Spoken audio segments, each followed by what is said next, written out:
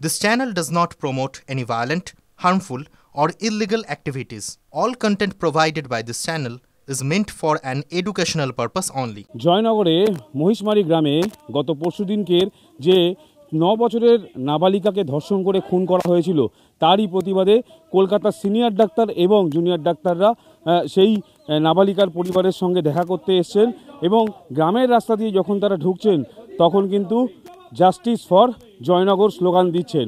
আমরা যদি ওটাকে অভয়া বা তিলোত্তমা 1 বলে থাকি, এই ঘটনাটাকে আমরা অভয়া বা তিলোত্তমা 2 বলে অভিহিত করব এবং যেরকম আমরা ওখানে উচ্চারণ করেছি বারবার জাস্টিস ফর আরজিকর, আজকে আমরা এই স্লোগান তুলছি জাস্টিস ফর জয়নগর।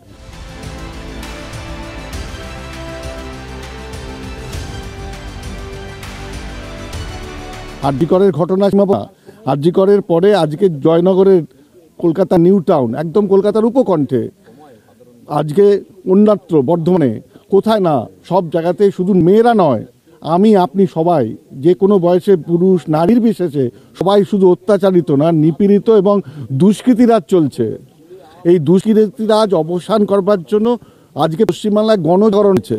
এই গণজাগরণের একটাই দাবি, আমরা জাস্টিস চাই। আগে বলতাম জাস্টিস ফর আরজিকর, কেন একটাই ঘটনা ছিল। আজকে justice for entire West Bengal, এটাই হচ্ছে আমাদের ডিমান্ড। ওনাদেরকে কথাই বলেছি যে অন্তত ওনারা যেন নিজেদেরকে একা মনে না করেন। আমরা সামগ্রিকভাবে আমাদের ডাক্তার সমাজ এবং আমরা যারা যারা এই আন্দোলনের মধ্যে আছে, শুধু ডাক্তাররা নয়, যারা যারা এই আন্দোলনের সঙ্গে আছেন তাদের সবাইয়ের পক্ষ থেকেই আমরা বলছি যে আমরা পাশে আছি, আমরা যেটুকুনভাবে পাশে থাকতে পারি। এবং অবশ্যই আমাদের মূল দাবি হচ্ছে বিচার চাই, বিচার চাই এবং এই ঘটনা আটকাতে হবে। একটা করে ঘটনা ঘটবে, আমরা শুধু বিচার চাইবো, কিন্তু এই ঘটনা কেন আটকানো যাচ্ছে না? কেন প্রশাসন এই ব্যবস্থা করতে পারছে না যে মানুষের নিরাপত্তা থাকছে না? আমরা তাদেরকে এটুকুই বললাম যে আমরা আরজিকরের আমাদের যে মেয়েটি চলে গেছে, সেই মেয়েটি এই যেরকম নারকীয় অত্যাচারের ভিতর দিয়ে গেছে, এই ঘটনার সঙ্গে আমরা অনেকগুলো মিল পাচ্ছি। একটা মিল হচ্ছে যে এই হত্যাকাণ্ডের ঘটনাটা, 2 হচ্ছে যে ওখানেও দেখেছিলাম যে ঘটনাটার পরে পুলিশ যেভাবে নিষ্ক্রিয়তাটা দেখিয়েছিল, বরঞ্চ তথ্য প্রমাণ লোপের চেষ্টা করেছিল। এখানেও আমরা সেরকম ঘটনা লক্ষ্য করেছিলাম যে আগের দিন রাত থেকে তাকে খুঁজে পাওয়া যাচ্ছে না, পুলিশের তরফ থেকে উপযুক্ত উদ্যোগ এবং ব্যবস্থা কিন্তু নেওয়া হলো না। আমাদের দেবও যেটা বলছেন, কোথায় বলছেন ভারতবর্ষের কোন আইনে আছে? উনি তো একজন সাংসদ, ওটা কোন আইনে আছে যে এরকমভাবে শ্যুট করে দেওয়া যায়?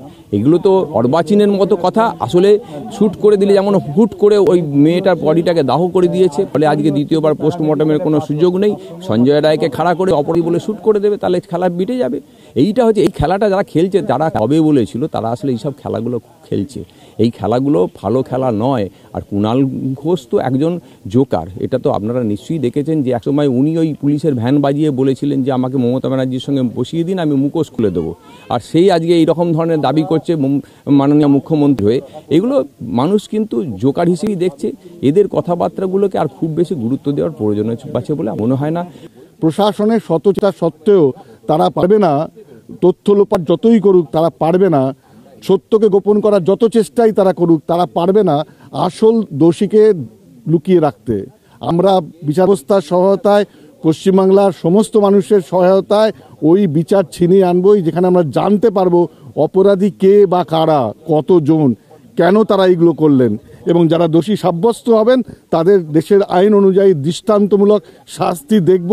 তবেই কিন্তু এই পরিবারগুলি শুধু না, আমি আপনি সবাই যারা আমরা আন্দোলনের ময়দানে রয়েছি তারা সবাই শান্ত হব।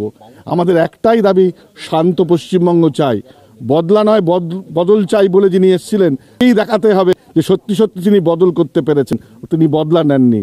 যে যেরকম আপনার আইনি লড়াইটা এরকম যেরকম চলবে, সে লড়াইও আমরা যেমন তাদের পাশে থাকব, তেমনি হচ্ছে যে রাস্তার লড়াইয়ে যেভাবে আমরা আরজিকরের মেয়েটির জন্য আমরা লড়ছি, এর জন্য আমরা একই রকম গুরুত্ব দিয়ে আমরা লড়ে যাব। তার নীরবতা অত্যন্ত বলতে পারি আমাদের মর্যাদাহানিকর, অসংবেদনশীল, অমানবিক। আজকে যখন পশ্চিমবাংলার মানুষ মাঠে ময়দানে ঘাটে মিছিল সংগ্রামে রয়েছেন, আর তিনি পুজোর মণ্ডলে গিয়ে নাচ করছেন, গান করছেন, ছবি আঁকছেন, এর কি ইঙ্গিত? আমরা এগুলোকে ঘেন্না করি। আমাদের এই পশ্চিমবাংলায় একজন মহিলা মুখ্যমন্ত্রী হওয়ার পরে পশ্চিমবঙ্গবাসী হিসেবে আমাদের আশা ছিল যে উনি এবার অন্তত মেয়েদের পক্ষে এইটা একটা যাতে তাদের অবাধ বিচরণের একটা নিরাপদ জায়গা হতে পারে এই বাংলা চেষ্টা করবেন। কিন্তু আমরা দেখলাম সম্পূর্ণ বিপরীত। এবং বিপরীতটা এতটাই বিপরীত যে এতগুলো ঘটনা ঘটেছে, সেই ঘটনা কোনোটাতে এই যে যারা ধর্ষকামী বা যাদের অপরাধ করছে তাদের শাস্তি হয়নি। সমাজ বিরোধীরা ভাবছে যে এটা আমাদের একটা সরকার আছে। এই একটা মারাত্মকতার ফলে আগে তার ফলশ্রুতি হচ্ছে এই কুণাল ঘোষের এরকমভাবে বাজে বক্তব্য। ক্যামেরায় রজতের সঙ্গে সৌভিক সরকার, টিভি9 বাংলা।